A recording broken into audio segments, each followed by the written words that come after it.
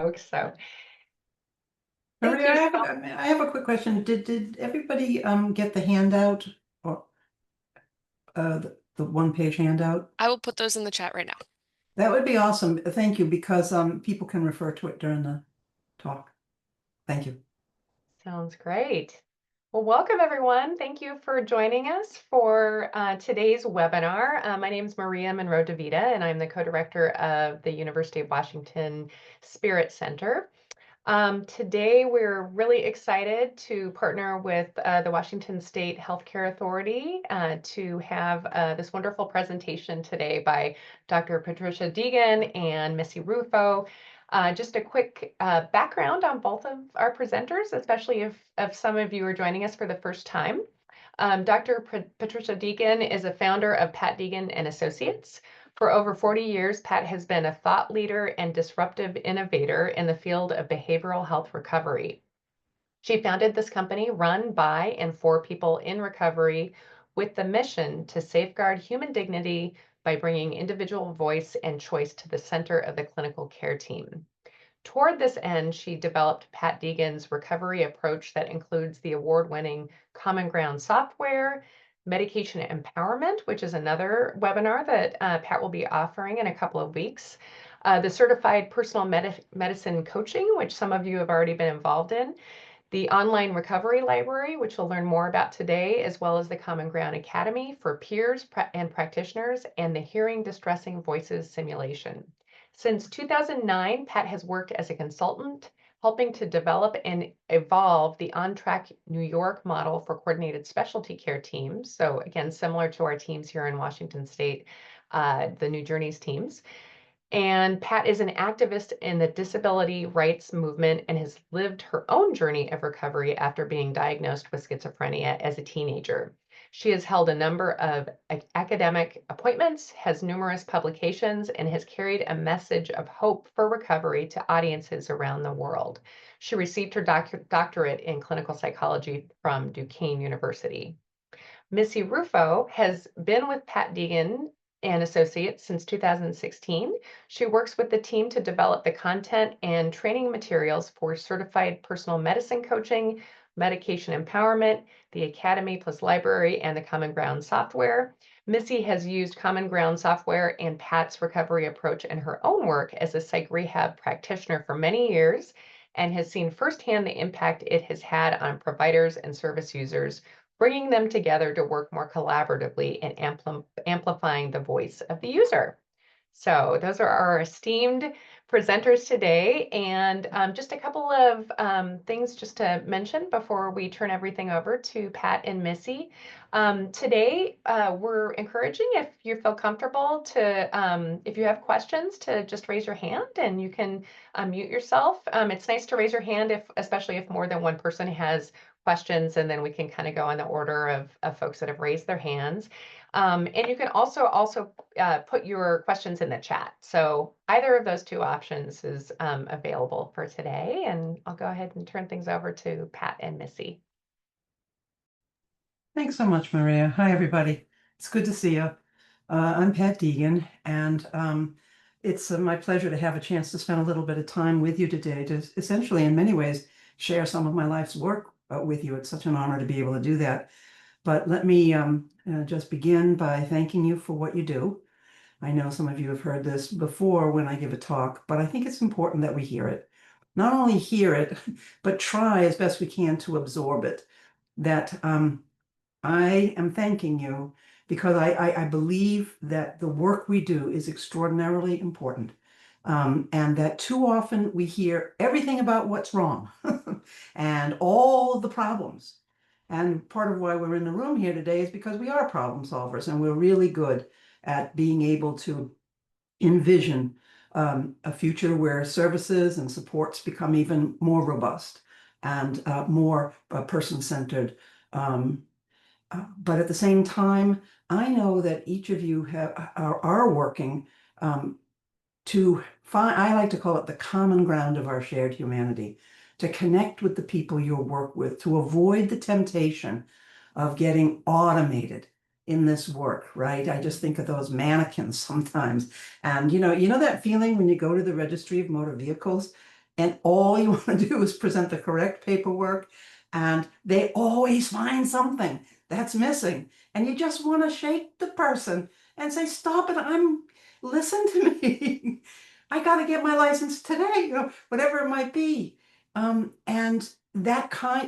okay, that's the registry of motor vehicles, but like we're doing this thing with like real people, with kids, with older folks, with young adults. I mean, so we got to do something more, and yet we still need to see, volumes of people.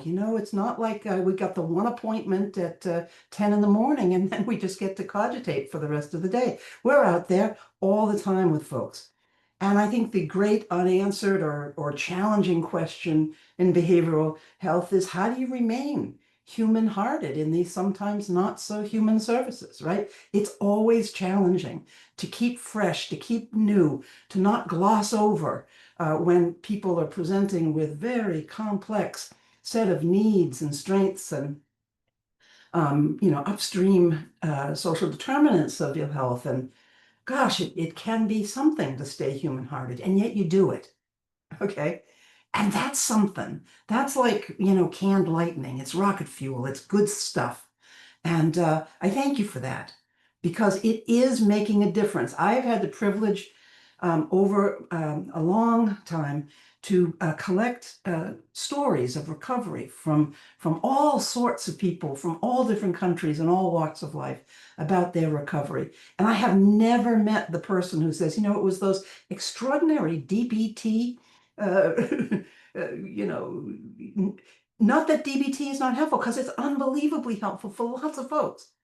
But it's not what the story that people tell. What the story that people tell is, I was sitting in the day room of a forensic inpatient prison, and I was there for 5 years. And every day when this cleaning guy or when this attendant came off the elevator, he would look at me and he would do Danny Ainge and do a fake jump shot. Okay, Danny Ainge being a good Celtics player back in the 90s. And he said it would bring me to life. He said it gave me so much hope. He said it helped me know that there's still a world out there, and that I could connect with that world. I wasn't totally abandoned. I wasn't just adrift here in the forensic hospital. And indeed, he did get out. And indeed, he is doing awesome stuff, right? So it's these simple human touches, right, that really make the difference in our work, and that we really need to embrace that, and that no amount of artificial intelligence is ever going to replace you. I swear, it can't happen. Okay, there is room for AI. Okay, in therapy, as we all know, it's happening. Okay, but it's never going to replace you or me. So let's embrace that. So the title of my talk today, and I gotta do the share, and here it comes. I'm gonna share my sounds as well. All right, our talk today. I want to live my life, not my diagnosis. An overview of Pat Deegan's Recovery Academy and Library. I want to live my life, not my diagnosis. This is something that looks pretty simple to say on the surface, but dig down into it a little bit and let it sink in a little bit. Mary Ellen Copeland, of course, who was both a friend and colleague from Vermont, who developed the Wellness Recovery Action Plan, told a great story about her own recovery after diagnosis with bipolar disorder. And she said, I went to the psychiatrist. And she said, the psychiatrist was really good at telling me what was wrong, what my diagnosis was, and what treatment could help. But she said, then I had this other question. And the psychiatrist really didn't know any answers to it. How do I live my life? How do I get treatment for what ails me? Okay. But she wanted also to know, how do I live my life? And on that, the professionals around her really didn't know, right? And it was from that gap that she saw, right? That she saw this gap between what is and what should be. Everybody can tell me what's wrong and the treatment that will help. Great.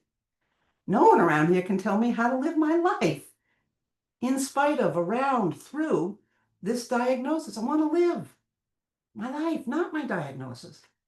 Well, that's what my work has also really focused on, is trying to help people get the idea that recovery is possible. Recovery doesn't mean the restoration to who I once was or go back to baseline. It doesn't mean those things.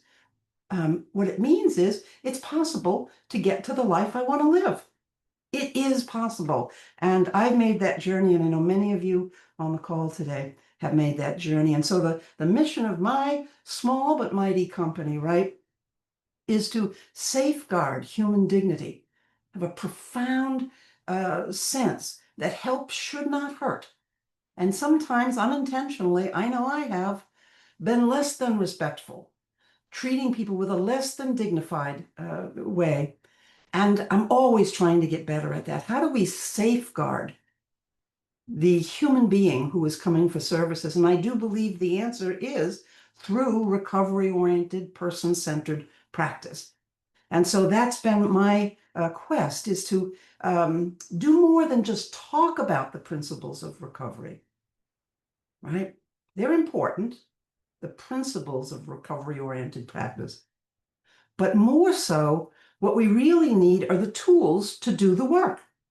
And that's where I sort of came down after lecturing around the world for a lot of years to audiences all over the world, and finding that people get very uplifted and very inspired when we connect with them on a human level, right? But then they return to the same old in the work environment. And it's kind of like this undertow happens. And within months, they just kind of return to that more automated clinical, not just clinical, but kind of illness-based stabilization, maintenance kind of practice. And so I concluded that what people really need are tools. And so today we're going to present you with two important tools. One is called Recovery Academy, and one is called my Recovery Library. So you have a one-page handout that kind of just gives an overview of this recovery approach and the use of Academy Plus Library. So just very briefly, why this recovery library? I'm sorry, why Academy Plus Library? And I think the answer is because we need the tools that take us beyond the idea and into doing it. And tools are a way to learn while we're practicing. So I wanted tools that actually work within the context of our existing care pathways. It's one thing to talk about how awesome, for instance, open dialogue is. Yes, it's wonderful, amazing stuff. But not many mental health systems in the public sector can make that offering, right? And so I was interested in how can we embed these practices, these practical tools in the everyday care pathway of most behavioral health systems here in the United States. So that's sort of the why. And what exactly is it? Well, Academy is essentially an online self-paced learning approach where I cover everything from, what's recovery and what's personal medicine, what's power statements, supporting choice, the dignity of risk, the duty to care, shared decision making. And then there's this thing called library, which includes, so the Academy is like the learning dimension, and library includes all of the tools that we've created over the years. These are really authentic tools that we have created that are yours for the using. You'll notice that our content is in English and in Spanish. All of our worksheets and everything are form fillable, which means you can use them in telehealth. And we've also organized content in library to include curricula for running groups. I know too many people who have shared with me the reality that, oops, I got a group at 1:30, time to get on Google and find something to do. Well, what you got to do is just get on Recovery Library and you find more than enough to do with people, and you can know that it's recovery oriented. So really good resources. and sort of a little flow chart. What we want to try to do with Recovery and Library is to help you learn, then help you practice and reflect on what you're learning, then test your knowledge, and then go out there and support people in their recovery. And for me, recovery-oriented practice really makes a difference. So I just want to get it grounded for a minute in something that happened for me not too long ago. This is Shireen. Shireen had been a second-year medical student, and during her that second year of med school, she ended up experiencing her first episode of psychosis, and ended up taking a medical leave. And then, as extraordinary as it may seem, within 20 months, she was back, re-enrolled in medical school and continuing her courses. She got in touch with me early on after leaving or taking a leave from medical school. And she said, Pat, I really just wanted to meet you. She said, I needed to meet somebody who's had this diagnosis and has done something with their life. And I thanked her, and I, of course, met with her. We had a wonderful talk, but what she needed the very, very most was to know that it's possible, right? And to know that she wasn't alone out there. And I reassured her heartily that she was not alone, and helped her connect with a number of other people who have doctoral level work and had experienced early psychosis. And to think that she's back out there now, she got in touch and she wrote, I'm reaching out to share some exciting news. I've officially restarted medical school, and I'm once again working toward my dream of becoming and then she names the medical specialty. As you wisely mentioned during our previous conversation, our history with psychosis doesn't define us or hold us back. I'm incredibly excited for the journey ahead and eager to see where it leads. Thanks again for your encouragement. It means a lot. And this, for me, is a powerful story, and it is in such stark contrast to my own story, which I'm just going to very briefly summarize here. When I was 17 years old and a senior in high school, I was diagnosed with early psychosis. When I was hospitalized, I was told I had a disease called schizophrenia. Miss Deegan, schizophrenia is a disease that's a lot like diabetes. Just like a diabetic will have to take insulin for the rest of their lives, you're going to have to take high-dose antipsychotic medications for the rest of your life. At discharge, I was advised to take my medicine every day faithfully, and I was also advised to avoid stress.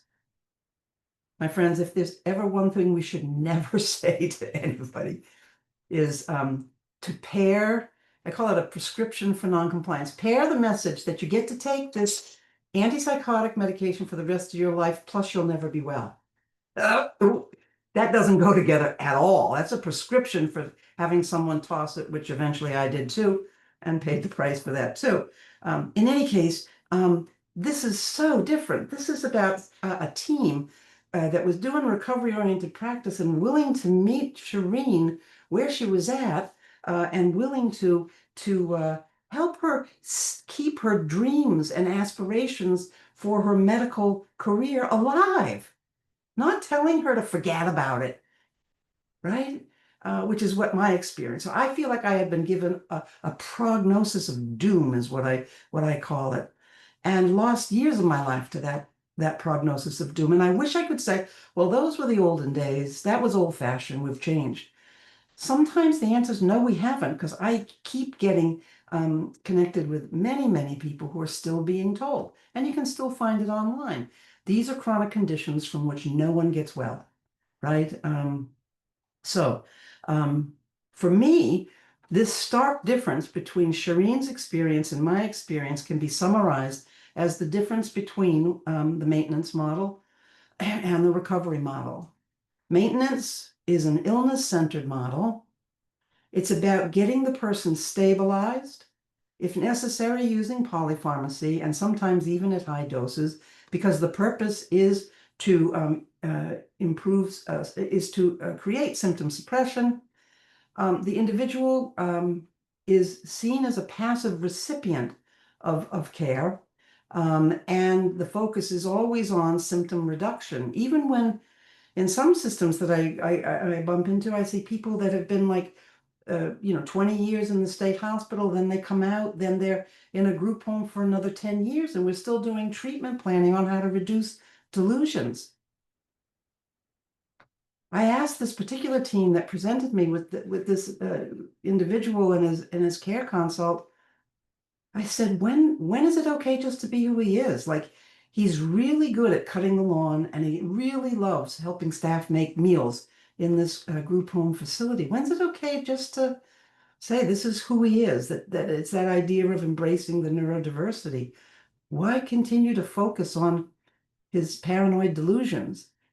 Why not build his strengths? But in the maintenance model, they're still working, 30 years in with this guy, who was going on 60. In any case, when do we just say, you're just you and wonderful, and what are your strengths, and how do we celebrate that? Big focus of the maintenance model has always been that we're going to postpone your goals until you're better. Then you can get to work on your goals, right? So people said, I'll never forget a nurse saying to me, Pat, we can't raise people's hopes about their goals this early on in treatment, right? First they've got to get their symptoms under control, then they can go live and pursue if they have goals, right? So you postpone. And she felt it was almost unethical to raise expectations around pursuing one's hopes and dreams. Doesn't mean the hopes or dreams are actualized. Like Shireen, she's 20 months out, but she's getting back to those goals, and they were the stars that were guiding her journey. And of course, the focus is very much on what's the matter. The recovery model is super different. So this is the maintenance model, and I think it's overrated. A recovery model is very person-centered. It's about getting to a life of meaning and purpose. It's about finding the balance of self-care skills with meds, if meds are in fact helpful. It's not, the recovery model is not the message that essentially, take your meds, as if medication recovers us, because of course we know it doesn't. That I need to be an active partner in care. This is my life, right? And that we're going to focus on work, school, strengths, and interests from day one. From day one. That's really important. And then we shift the focus. This is the way to work with people as far as I'm concerned. Focusing a lot on what matters to you. And I like to bring up my on-track numbers just to show what happens to young people now, like Shireen.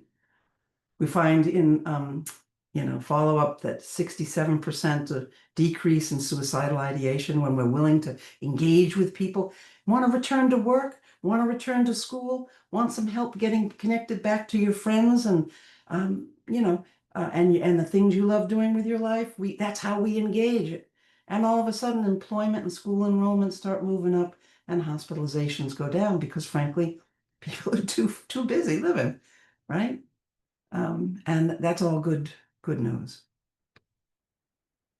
Here's what I mean by recovery, especially what we present in the early days. So, you are diagnosed with a mental illness. You're not alone. Many of us have faced mental health challenges and have passed through them to live a wonderful life. You can too. For a minute, imagine you are a flower. There you were, living your life before you were diagnosed. You had your friends, family, your hopes and dreams. Maybe you were working or going to school. Perhaps you had a hobby, played sports, or cultivated your spirituality. All of these made you the unique, never-to-be-repeated person you are. But then you got diagnosed with mental illness. The diagnosis seemed really big, almost like it defined you. Those other parts of you probably seemed smaller or like they had disappeared. When things feel this way, it's really important to remember that you are a person, not an illness. You are not a bipolar or a schizophrenic. You are more than that. All those parts of you are still there. You are not an illness. You are the one who is strong enough to make your journey of recovery.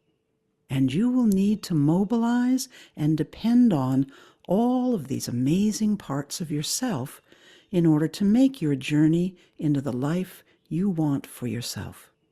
Your spirituality is still there to guide you. The people you love and people that you will meet along the way will be there to support you. Your work and school and hobbies will help you heal as you make your passage. And don't give up your hopes and dreams. They are the stars that will guide you as you navigate your recovery. Your diagnosis does not define you. It's just one aspect of the wonderful person you are. You can live your life, not your diagnosis. Now, try taking a deep breath in through your nose. And when you are ready, slowly exhale. Congratulations, you are on your way. Yay. It's what it's all about. That's the message we want to send to people. This particular video you'll find, as Missy will tell you about, in the recovery library. So when a family member says to us, oh my gosh, I am, when will I ever get my son back? The answer is, the good news is your son never left. And all of the gifts and all of the strengths that you have nurtured in him, right, are there for him now. And he will use these in making and getting to the life that he's going to live. So I will live my life, not my diagnosis. These are posters, and these are an important part of Recovery Library. Print these things out, give them away, put them up all over the waiting area, right? My dreams are the stars that will guide my journey of recovery. I'll trust my dreams to lead me. You know, it's funny, but these things are important messages, and putting them in simple words like this really helps me be able to stay focused and also sort of share these ideas on the fly with people, because they're a little bit memorable. And so this idea that hope, that recovery is real, is a key part of our approach, and the number one foundation of my recovery approach, that hope. And importantly, by hope, I don't mean flighty optimism. There's nothing worse, in my opinion, than flighty optimism, sort of a cheerleader mentality. Don't worry, be happy. Because effectively what that does is leave people alone and in anguish. What hope is able to do, is in hope, I can say to a person, I don't know what tomorrow will bring for you, but what I do know is that I am willing to walk with you into tomorrow. You are not alone. I'm willing to walk with you into tomorrow. We'll see what that brings, right? That's real hope. That's authentic hope. And really, I think in this work, a common challenge, as I mentioned in the beginning, is how do I remain human-hearted while working in these sometimes not so human services? And I think in order to do that, we really need to draw on our passion. We need to draw on those times, those hard times that we personally have been through. I don't care if you have a psych diagnosis or not. Life can be tough, right? And I know that if you're doing this work for more than 6 months, you've been through something. I don't know what it is for you personally, but you've been through something, because you know what it means to meet people, right? And to not collapse into anguish with them. And also not find refuge in flighty optimism. We don't want to go there either. The real challenge is to walk in hope with people who are hurting. And many people that the system and even society would tell us, this is a hopeless case. We're like, no, no. And I'm willing to walk with this person into tomorrow. That's an amazing gift. Amazing gift. So what exactly do I mean recovery by it? Doesn't mean the angels come on down from high and just snap their fingers and shazam, you're better. I wish it worked that way, but it doesn't, right? I think for a lot of folks, what recovery means is having a job, a paycheck, and a date on a Friday night. What could be better, right? It's what a lot of us want out of life. It helps us focus on the idea of recovery as really being about a journey and much less about a destination. And also to focus on the idea that it does take time, and that it doesn't necessarily mean that all symptoms go away. What it does mean is that we develop expertise in managing our mental health challenges, right? Whether it be managing with the help of meds, and or managing with our personal medicine, and managing with supports, ongoing supports. All of these become critical in tools in my toolkit of getting to the life that I want. Another poster that you'll find in Recovery Library is that recovery is a pathway into the life I want for myself. And this emphasizes the idea that recovery is a verb. It's not a noun, it's not the old destination, doesn't mean all the symptoms go away, but we can become experts. And also, I think this is a really important message that illnesses don't recover, people do. And that's really good news for us because we work with people. And we need to avoid that temptation to focus on illness and stick with the person. That's where the hope is. That's where the hope is. Second principle of my recovery approach is recognizing that the folks we're working with are not the problem. In fact, they're part of the solution, right? So we've got to learn right out of the gate how to connect with people, how to connect with our recovery partner, right? I know in my training, and I would guess in yours, I heard a lot about the importance of person-centered care, and I heard a lot about the importance of the person first. But then what I was learning to do was all about diagnostics and about treatment and applying and sort of it got a little bit of a headline in the beginning, this idea that I'm working with a person, but then most of else of what I was learning had to do with the illness and how to treat the illness, right?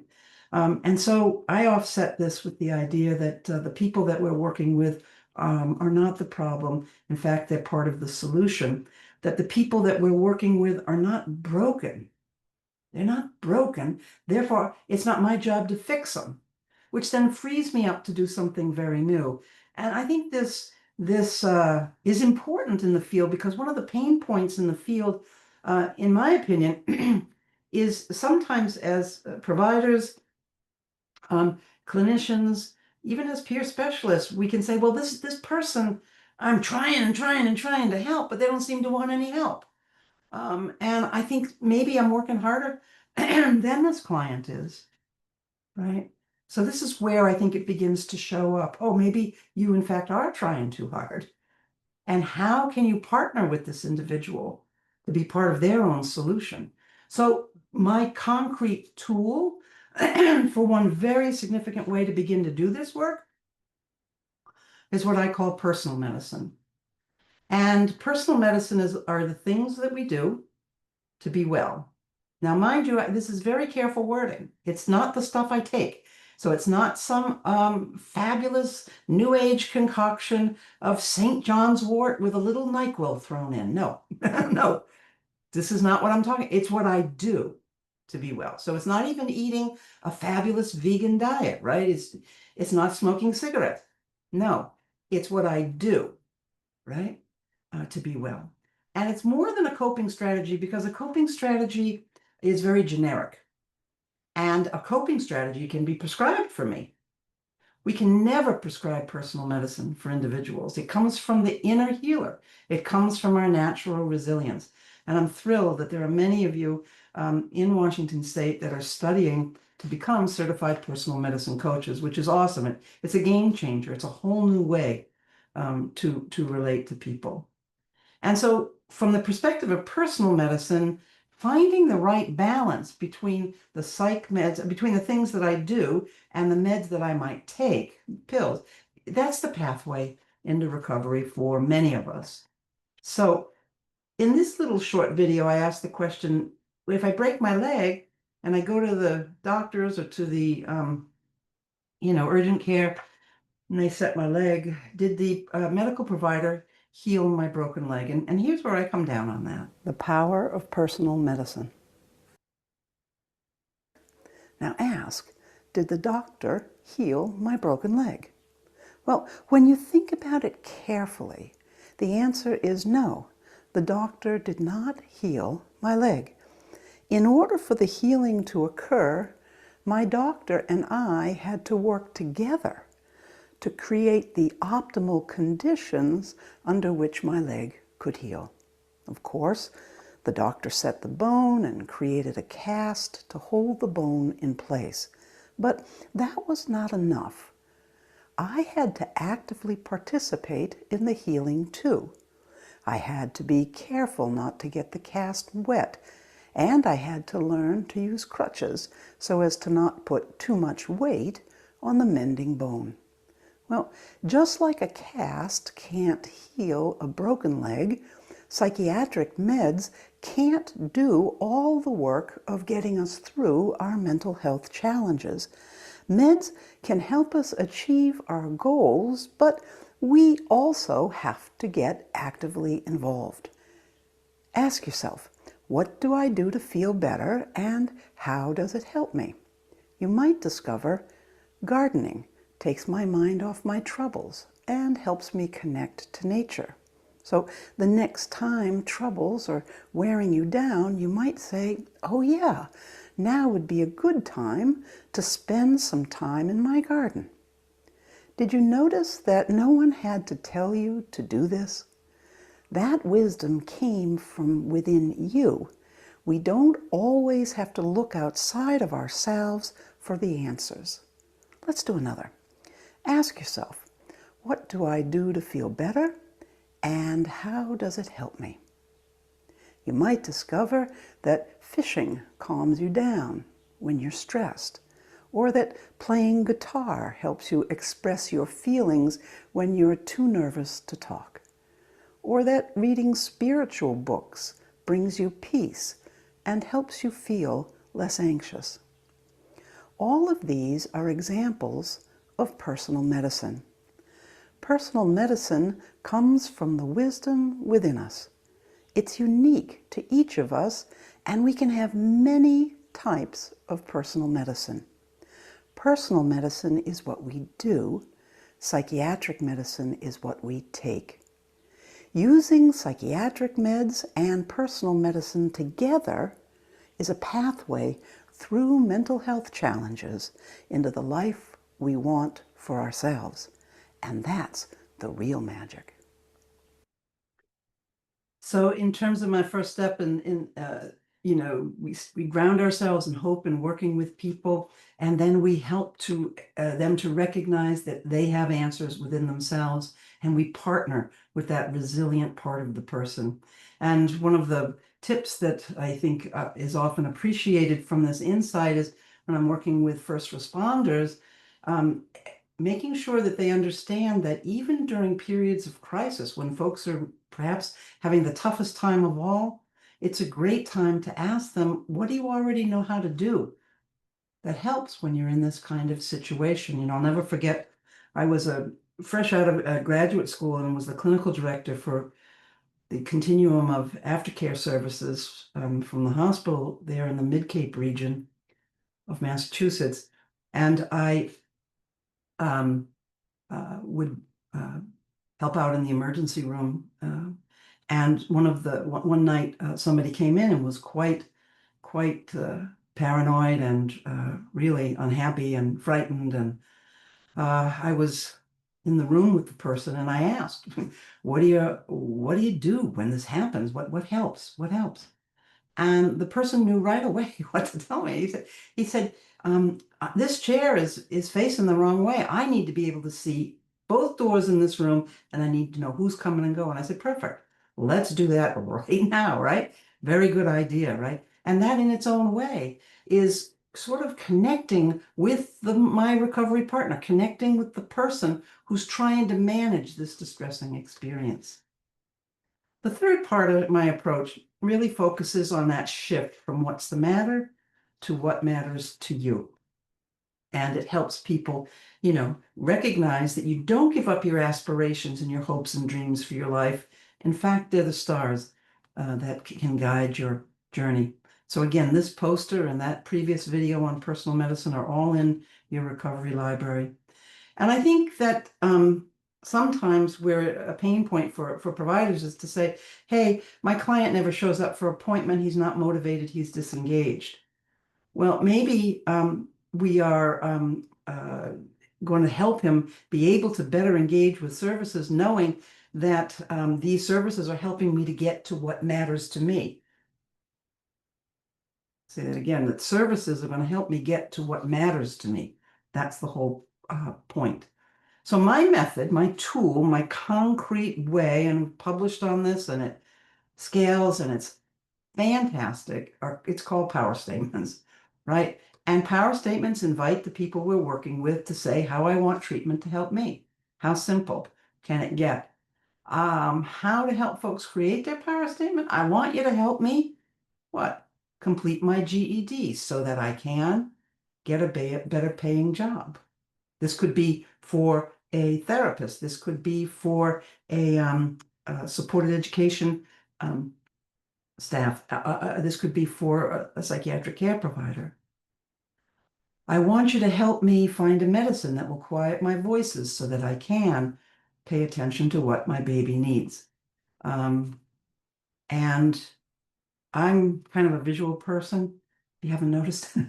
And so the way power statements work is it connects our clinical treatment plan with the individual's stated goals and creates a shared understanding about how treatment is going to help me. How will I know that care is working for me because I am able to care for my little one and pay attention as opposed to paying attention to my voices? That's the N of one study, and ultimately it's what matters. So it helps us get on board. The final part of my recovery approach has to do with both supporting choice and engaging in shared decision-making with people. What I find is that a common provider challenge, and this is very ubiquitous, this feeling of, I understand that recovery is about supporting choice and self-determination. Does that mean I'm supposed to support choice when a person's making a bad decision? Or the person's making a choice that's going to steer their life away from their recovery goals? You telling me that's what recovery is all about? The classic, if they say I'm going to jump off a bridge, I'm supposed to let them jump off the bridge. Of course, the answer is no to that, but you know what I'm saying? But this is a huge, huge area where historically the recovery philosophy has really broken down around self-determination and choice. And so in Academy and Library, you'll be introduced to kind of what I call the three zones. The first is the comfort zone, and that's when the team is feeling like, yay, I'm very comfortable with the choice this participant is making. And that's doesn't always happen, right? The conflicted zone is where it's at, right? When we feel like, don't do this, don't, please, I care about you, don't, And so we get this conflicted feeling like, I wish you would choose something different, right? Don't. But in my approach, I'm saying we can't let this feeling of feeling conflicted about the choice someone is making, we can't let that become a conflict between ourselves and the individual, right? And in the Academy, I talk a lot more about that. And then there's this whole zone that I call the non-negotiable zone. And this is the zone of mandated treatment. And how do we engage with that in a recovery-oriented fashion? So in Academy, we're going to get way into this by delving into the concept of the dignity of risk and the duty to care. And so it's a recovery-oriented framework for supporting self-determination. Just to give you a really quick example, there's Darnell. He's 22 years old, diagnosed with schizophrenia, living in a supported apartment. Antipsychotics have been helpful for him. It's thrilling because he's working his first job and he's very excited about that. Since being on the antipsychotic, his BMI is up and he's now in the obese range and has recently been diagnosed with type 2 diabetes with metabolic syndrome, and metformin has been prescribed. He's been meeting with a diabetes educator, but it just isn't taking very well. And the team is feeling really, really frustrated, really, as this was a real scenario. I don't make these things up. So as the nurse on the team said, I don't want to be part of his decline into neuropathy and other complications of type 2 diabetes. And she felt it was almost like moral injury to ask her to participate in allowing Darnell to have choice. So all kinds of things the team was thinking about and trying.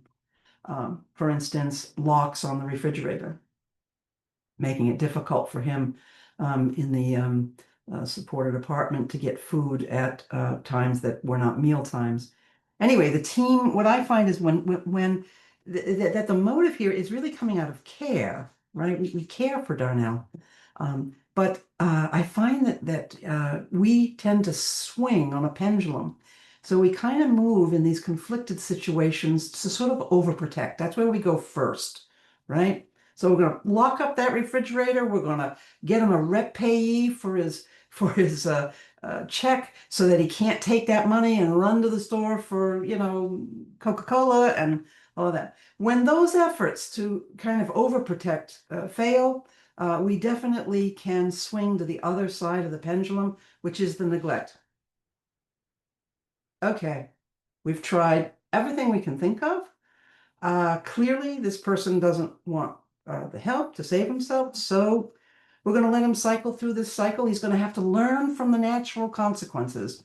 Supervisors out there, and as I'll say in the academy training, when you hear that come up, that's the red flag. Watch out. The team is feeling pretty burned, feeling very frustrated, doesn't know where to turn. So in academy, what you'll be learning about is how to find a more grounded, a recovery-oriented middle space, right, where we can apply two principles, the duty to care and the dignity of risk, and avoid these extremes of neglect and overprotect. We're also going to learn some very basic standard approaches to shared decision-making. And on that note, what I want to do is turn things over to Missy. Thank you, Pat. Does anybody have any questions for Pat or about any of the content before I dive into showing you all how you get access to Academy Plus Library? There's some really lovely comments in the chat that have been happening, Pat, if you want to peruse. Oh, I'd like to say, Pat, you have a wonderful reading voice. I love reading stories, and I would love listening to yours. Also, at the beginning, when you were talking about the personal medicine, and about the Recovery Academy in general, I always felt that, the staff that I oversaw would go to these trainings and it would be a one and done. And even though we would learn, from a book, coaching skills, I feel like it's just not practiced enough to become a muscle memory. And so that's one thing that I really like to do is, have people practice over and over, do skits, pretend. So I'm looking forward to seeing the academy. That's so awesome. I'm going to remember that phrase, muscle memory, and that's why, using the tools and embedding them somewhere in the care pathway. Like I always ask when I come into a new organization, like, so where in the care pathway do you ask people, what do you already know how to do that helps you? Which automatically is going to set the stage for some shared decision making then, right? So thank you for that, Melody. Yeah. Hi, Lucas. Hello, I'm just super honored to be here in your presence. I don't know if this is a conversation for another time, but I was the only peer on an FEP team last year. I haven't worked in a year. It's a long story in itself, but how do you stay in your peer role uh, as the voice and choice as the peer when you're constantly getting pushback from clinicians? Mhm. Yeah, oh, It's it's a key question for it's sure. just really hard, and I really want to get back into this work. It means so much to me, but I haven't been able to work in a year because I was harmed by my agency. And I really want to do this, but I don't want to be harmed again, quite honestly. Yeah. I'm trans non-binary in America right now, and it is freaking hard. And I don't think I have to explain that to a room full of these people. But again, I'm so honored to be here with you. And I really want to get back on board with all this. And I feel like I'm in the right place. Like I showed up today because I knew I needed to be here. And I really want to get back in this work. And I know Maria and Mackenzie from Seymour, and I miss you all so much. I just want to be here doing this work. And if there's a way that I can do it with being harmed less, I want to know how to do that. Thank you for listening. Yes. Lucas, thank you so much for sharing. And I'm happy. I think we don't have the bandwidth right now in this meeting to get into it, but my email is pat@patdeegan.com. Please be in touch. Um, it's and I'm going to be on vacation next week, but I'll be back in town in September. Be in touch and we can certainly chat because your question is very important. All right. I Cool. wonder too, Pat, we can also share the your webinar that was focused on the peer role within clinical teams, because that might be a kind of offer some other Please. direction and guidance on that, in addition to what you just said. So we can share that as well. Oh, thank you so Great. much. Thank you so much. I will definitely reach out, Pat, when in a couple weeks when you're back. I appreciate you all so much. Thank you so much. Yeah. Thanks, Lucas. All right, so let's do a quick dive into Academy Plus Library and how you access it. Now, I know that some of you may already have access to it, so bear with me as I go over how folks can get access to it if they don't. So I know in the chat, there was a flyer put in there that has the link to this website here, which is our sign up page. So you can just use that link, you can sign up. And in a few weeks, when we're going to have another webinar in a couple weeks about medication empowerment, you're also going to get access to that through this same link. So if you have not yet signed up for Academy Plus Library, you're going to follow that link. You're going to enter your information.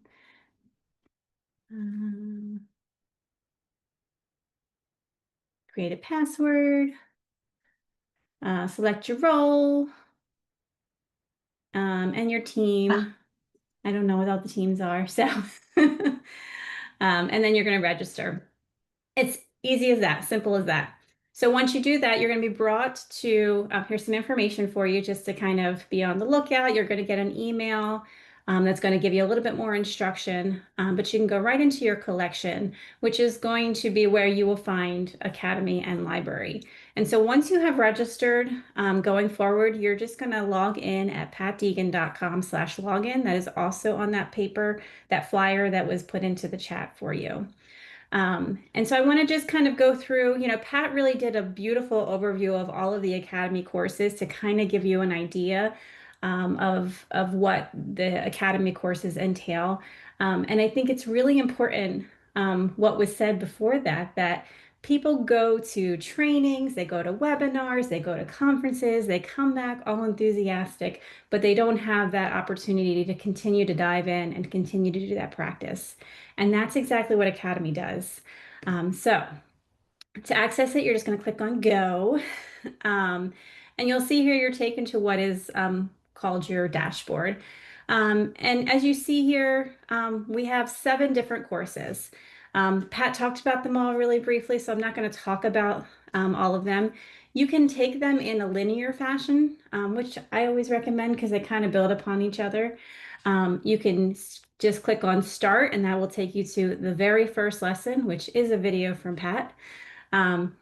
Or you can dive into each of the courses individually. So say, what Pat talked about with power statements and helping people create a self-advocacy statement for what they want out of treatment, and you want to learn more about that, you can dive right into that course. So as you can see, we have a couple different things within the course. Each of the courses takes anywhere between 30 and 60 minutes. So it's not a ton of time. There's a bunch of short e-learning videos from Pat where she talks about the concept, where she talks about the tool that's related to it. So all of these courses have tools that she's teaching you as providers to be able to use with the individuals that you're serving. So power statements, she talks about what they are, how powerful they are. There's a video on power statement fidelity, which is what we know a power statement should meet specific standards to be as powerful as possible, and then how to use the worksheet. So you've got your e-learning, and then you've got some practice. And so we encourage you to, once you've learned about a tool, to go and use that tool for yourself. So we're really strong supporters here at Pat Deegan and Associates that I'm not going to ask an individual I'm supporting to use a tool without having used it for myself. We can all use a power statement. We can all use personal medicine. And so what some of the practice might be to go into the library, find that power statement worksheet, use it for yourself to create your own power statement, and then use it with somebody else to support them in developing a power statement. And so when you get to these, like what we call text lessons, you can just click when you're complete and then we'll go to the next one. And each of the lessons ends with kind of a reflection, just for some things for you to think about. It's not like you have to put your answers somewhere, but it's a really good way to think about how you're going to take what you've learned and integrate it into your life, into the work that you're doing to support others. So just some reflection questions. And then every single course ends with a short quiz, just a few questions. And when you pass that quiz and you finish all the lessons in that course, you'll get a certificate of completion that you can print out. You can say, if your supervisor is saying, oh, I want you to do this course, you have then that proof and that certificate to share and say, hey, I completed my course on power statements.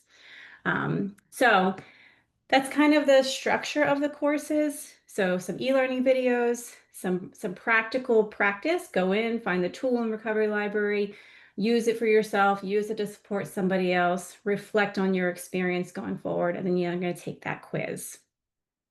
And then the final lesson is all about using Recovery Library. And so some of you may know, what Recovery Library is, but it's been around since, I was just looking it up, 2012, Pat, if you can believe that.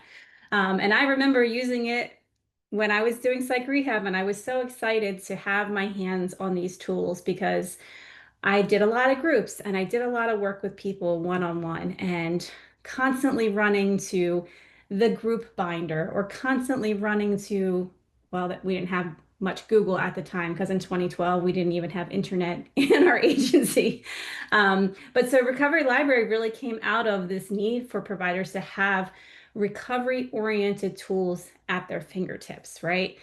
I know that we have access to so many things online these days, but sometimes it's hard to be able to determine what is truly recovery oriented, what is truly person centered, and what has been developed from that voice of the lived experience. And so in Recovery Library, you get that. We guarantee that you get that. And Academy was born out of the fact that people really struggled with how to use Recovery Library. They had all these tools at their fingertips, but then they're like, well, how do I use it? How do I find it? And so these Academy courses walk you through those different core concepts that Pat talked about and teach you really how to meet people where they're at, help them find their voice, help them recognize that inner wisdom, and help them in making the decisions that are right for them, not right for anybody else. So throughout the Academy, you'll be directed into Recovery Library. And you can do that by clicking on this button here in Recovery Library. But if you haven't, if you've just logged in and you're in your collection, then again, you'll see it right here as well. So you've got Academy and you've got Library. So we're going to head into Recovery Library. And just do a really quick tour for you to kind of give you an idea of the types of content that are in there and kind of how to navigate the library. There are a couple thousand, I would thousands of resources in Recovery Library. And when you log into Recovery Library, you land on our homepage, and here we have a couple of things. So every single week, we highlight what we call a hidden gem. Sometimes it's brand new content. Sometimes it's content that has been living in the library for a very long time. And people kind of forget about it, or we forget about it. So we go through and we go, hey, I forgot about this really great tool. I want to resurface that, bring it to the forefront again. And so this week, for instance, this is a new piece of work. This is a short video from John who talks about the small steps he took and how Clubhouse supported him in getting back to work and finding meaningful employment. So we highlight, different content, different videos, different worksheets. And then at the bottom, we have also a monthly theme page. So every single month, we put together resources in a theme page. And so for August, it's all about art as personal medicine. Pat had the opportunity to go to New York City to a Clubhouse, a program called Fountain House Gallery, where folks come in and they do artwork and they do some really powerful things. And so she got an opportunity to sit down with people and hear their stories and film them. And so that inspired us to create this theme page for the month of, what are we in? August. And so as you can see, it just kind of highlights people sharing their stories. So Jajay talks about how they use art to combat hate. Ben talked about how art has been healing in his recovery and helped him get back to school and to get to work and to earn his bachelor's degree. Tom talks about how creativity has been a really deeply healing process for him. Melissa talks about how art really helped her find the balance between pill medicine and personal medicine, like Pat talked about a little bit. And then Isaac talks about using his own creativity and art as powerful personal medicine. So these videos are really great to highlight stories of recovery, right? People always want to hear other stories from people who've been in a similar situation, right? And so we know these people are real. We've sat down with them in real life. These aren't actors. They're sharing their stories freely to help others in a similar situation feel like there is hope, right? So a lot of these videos offer hope. They show that picture that recovery is real, and that regardless of what people have been through, that people can move through these challenges. And then on the side, we have kind of our highlighted top resources. So as I said, we've got tons of videos from Pat. People like hearing Pat's voice. Pat has a whole collection of videos on recovery topics. These are really great for offering a little bit of hope, a little bit of inspiration, not just for the people that you're supporting, but their family members. For us as staff, right? We can all become kind of jaded in the work we do sometimes. And so I always find that listening to some of Pat's reflections on recovery can really help me get focused and honed back in on the work that I was called to do. So these are really great, short 3-minute stories. Some are a little bit longer, 3 to 5 minute stories that Pat shares on recovery that offer, this glimmer of hope for folks and help us as staff kind of get back to the work that we're called to do. Additionally, I'm going to skip the next one, but like I said, we have hundreds and hundreds of recovery videos of real people sharing their experiences, hundreds of worksheets. We love a good worksheet here at Pat Deegan and Associates, and a lot of those worksheets you're going to learn about in Academy, but they're really great tools, and it's not about, they're not there to help to give homework to people, but they're really there to help have these conversations. So being able to work with somebody on grief. We have a worksheet on grief triggers and helping people to explore their experience around grief and identifying their triggers and how it's impacting them. But then taking all that information, what do I see in those patterns? What are my next steps for managing them, right? So they're really practical, kind of step-by-step tools that you can use with people. And regardless if you are a peer specialist or if you're a clinician or a supported education person, they are all about having conversations with people and helping people work through whatever they're experiencing in a really structured way that can be really helpful for folks. So we've got hundreds of worksheets on lots of different topics. And then personal medicine cards, which you'll learn about in that personal medicine course. But we have about 25 different categories of personal medicine cards, which are strategies for different challenges. So for instance, anxious feelings, they give people ideas of things that have worked for others experiencing anxious feelings. So it gives an idea of a strategy that they might want to try on the front of the card, and then they spend some time personalizing on the back to really help them when they're experiencing those challenges. Along the top, we also have kind of a menu. So if you hover over any of these, you can get a better idea of the different types of topics that are available. There's lots of different topics. So I like to take a look at things from this view to go, okay, is there anything here that I can use? Oh, there's stuff on peer support. There's stuff on pets and how they can help with recovery. I can go into whole health and learn about advocating for my health, on exercise, on quitting tobacco and sleep. Self-advocacy, there's a lot of great tools about benefits and domestic violence and supporting LGBTQ folks, life after incarceration. And so all of these have a little drop down so you can kind of explore a little bit more.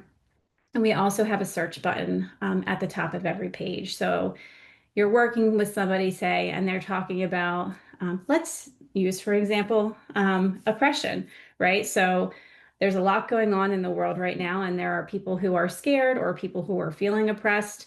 We have actually quite a bit of resources on oppression. So I can just type in oppression, and you can see I have 73 matches, which seems overwhelming. So we can also break it down by category, right? Maybe you're working with somebody and they're talking to you about racism or sexism or homophobia or whatever they're experiencing. Maybe they want to hear from somebody else who's been through a similar situation. I can go to videos and I can find there are 13 videos of people talking about their experience with oppression. And that can be a really powerful way to help people feel heard, feel not so alone, and hear what worked for other people. So that's a really great way to kind of use the library when you're working with folks. Type in a topic that they're struggling with. Hey, what kind of content do you want? Do you want a worksheet? Do you want a video? Would you like a personal medicine card? So you can browse by that way as well. And then I want to highlight that we do have some pre-designed courses. So somebody was asking about if Academy is just for staff or if it's also for clients. Academy really is geared towards working or helping staff to understand the concepts and how to support people best. Not that individuals that you're supporting couldn't use them as well, but some of the stuff might be not super useful for them. But so what we did do is we created some pre-designed courses that you can use with individuals, you can use in groups, you can use for recovery-oriented training at your program. Again, helping people to reconnect with their why, help them learn more about people's experiences. So for instance, let's go into distressing voices. You go in there and it offers a step-by-step to run a group, right? So first we start out with using this worksheet to help people explore their experience of voices, right? So we've got a managing voices worksheet. You can download these, you can print them out, you can share them with people. Next, we go to exploring what others have done. So we pull in some of Let's the mention that the worksheets are in English and in Spanish as well. Yes. And then and they're form fillable too. So if you're doing a group, say you're working telehealth with somebody, you can always pull up a worksheet and they're form fillable as well. And then you can go into exploring what has worked for others, right? So we hear from Lisa, we hear from Shaku of their experience of managing distressing voices. Then we go into finding your own solution. So we introduce Pat has a video on how to use personal medicine cards for distressing voices. So you can share that with folks. You can go through with that. And then folks can go through the personal medicine cards for distressing voices. They can find one or two that might be helpful for them that they can test out. And then finally, tracking how it helps, right? I've picked a couple of cards, I've made a plan for using them, and now I want to see, is this actually going to be helpful for me? So I'm going to take that calendar, use my personal medicine cards that I have identified, and keep track over, a period of 7 days to kind of see, are there patterns? Are there things that I need to do differently? Is this personal medicine working for me or not? So these are really great tools to help, run groups, or if you're just even in an individual, if you're working with somebody individually and they want to work on something, say they want to work on self-esteem, or they want to work on improving their sleep, or, working through trauma or troublesome beliefs. Those are all really great. Side note, those couple of videos Pat showed, the flower video and the personal medicine video, those all live in this really short course here, which is really great. We call this What Every Person Who Uses Psych Meds Should Know. And it walks through those 4 videos, as well as worksheets that go along with them as well. So I know that's a lot of information in a very short time.